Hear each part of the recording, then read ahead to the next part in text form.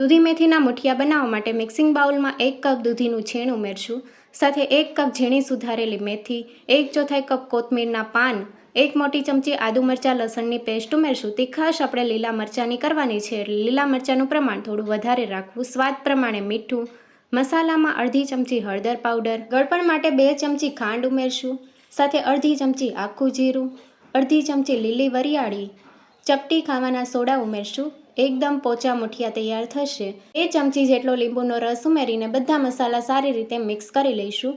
દૂધી મેથીમાં મસાલા સારી રીતે મિક્સ થઈ ગયા છે. હવે 1 કપ ઘઉંનો ઝીણો લોટ, 1 કપ ચણાનો લોટ ઉમેરશું, 1/4 કપ એટલે કે 4 મોટી ચમચી જેટલો ઝીણો રવો ઉમેરશું.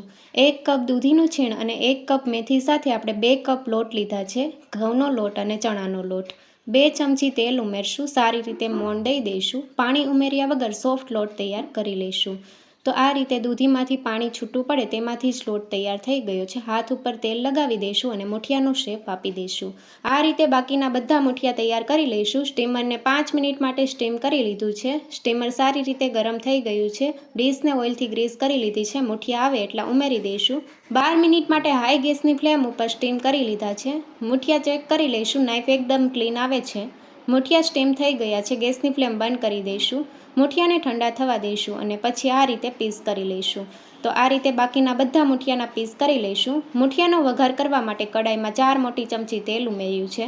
વઘાર માટે અડધી ચમચી રાઈ અને અડધી ચમચી આખું જીરું ઉમેરશું. રાઈ જીરું કકડી ગયા છે. હવે ચપટી હિંગ, મીઠા લીમડાના પાન, 2 ચમચી સફેદ તલ ઉમેરીને વઘારને સારી રીતે મિક્સ કરી લઈશું. વઘાર સારી રીતે થઈ ગયો છે. હવે મુઠિયાના પીસ ઉમેરશું અને મુઠિયાને સારી રીતે મિક્સ કરી લઈશું. મુઠિયાના દરેક પીસ ઉપર વઘારનું સારું એવું કોટિંગ આવી ગયું છે. હજી 2 થી 3 મિનિટ માટે થવા દઈશું. એકદમ ટેસ્ટી અને પોચા મુઠિયા તૈયાર છે. Thank you for watching.